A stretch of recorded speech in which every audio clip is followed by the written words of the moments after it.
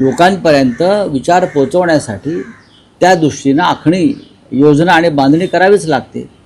तुमच्या भ्रष्टाचारासंदर्भात तुम्ही ज्या पद्धतीनं निवडणुका जिंकत आलात त्या संदर्भात लोकांपर्यंत पोहोचायचं असेल तर तुम्ही म्हणताय त्या भाषेमध्ये काय नॅरेटिव्ह वगैरे सेट करावं लागेल।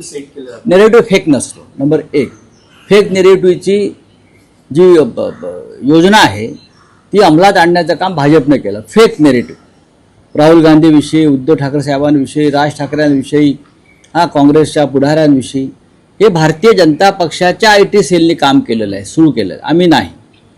आणि आम्ही काय फेक नॅरेटिव्ह, तुम्ही मतदार यादी घोटाळे केलेत की नाही हे पुराव्यासह आम्ही समोर आणलेलं आहे। तुमच्याकडे उत्तर नाही आहे। आम्ही निवडणूक आयोगाला प्रश्न विचारतो आहोत।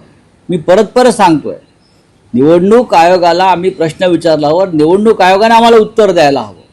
निवडणूक आयोगानं भारतीय जनता पक्षाच्या लोकांना का वकील म्हणून नेमलंय का? सांगा ना।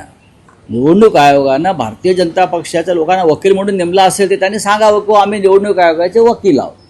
आम्ही जे म्हणतोय की निवडणूक आयोग आणि भारतीय जनता पक्ष आणि त्यांचे बगलबच्चे हे हातात हात घालून काम करतात, त्यांची पार्टनरशिप आहे आणि त्या पार्टनरशिपमधून विधानसभेचा विजय त्यांनी मिळवला। हे स्पष्ट आहे। हे काय नॅरेटिव्ह आहे, हे सत्य आहे, लोकांनी मान्य केलं आहे। राऊत साहेब, मतदार